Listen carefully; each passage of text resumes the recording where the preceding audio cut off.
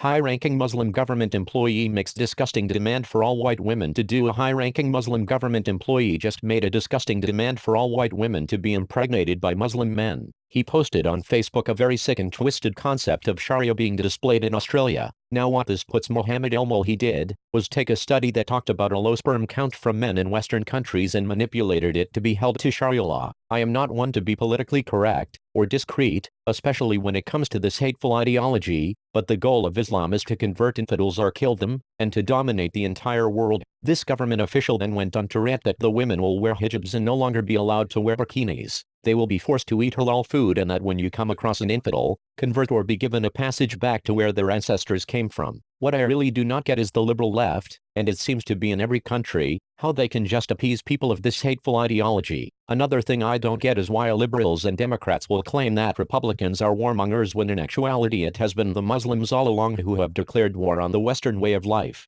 Threats like these should be handled in a non-politically correct way and hold any threat with accountability of some sort. This is also what you call incitement, which is not meant to be confused with free speech. It should not be tolerated. Incitement can spark with a trigger to a terrorist and may go on a rampage to try to make this happen. This official needs to be held accountable for his actions to show that this will not be tolerated. Sharia law is an ideology that promotes violence. If you don't believe me, see the Arab Muslim countries that are under Sharia law and see how bad and deadly it is. Via Daily Caller, Mohammed El-Molhi, the head of Australia's Halal Certification Authority, publicly commented on Facebook to state that white Australian women need Muslim men to fertilize them and keep them surrounded by Muslim babies. El-Molhi's intolerant views led him to declare that the white race will be extinct in 40 years. The certification chief, who immigrated to Australia in 1975 and became a citizen in 1981, made his comments in response to a study in human reproduction update from Israeli researchers in Hebrew University, which revealed declining fertility rates among men in North America, Europe,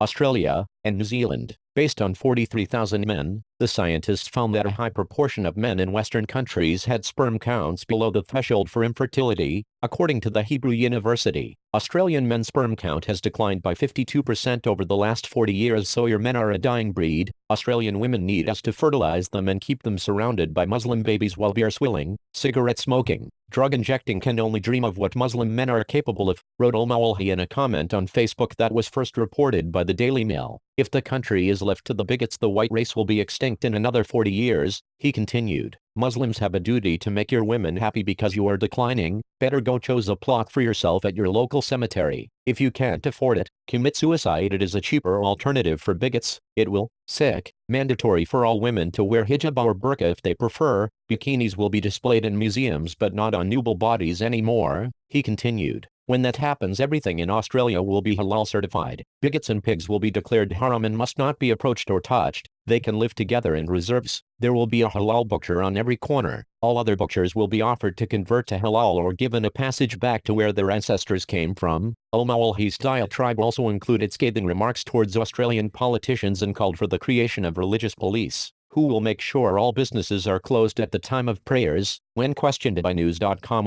El-Molhi backpedaled on his comments to state that he created the post to stir the bigots. He has since deleted his inflammatory remarks following a backlash, and complained about bigots who are now using all manner of expletives and attacks possible, including promises of physical attacks, etc. I hope this article will help people wake up to the world around them. Islam is not the religion of peace. Until we recognize it for what it truly is, terrorism will continue. We need to act and fight for what's right. This cannot be tolerated. Sharia law is not compatible with any country that thrives on freedom.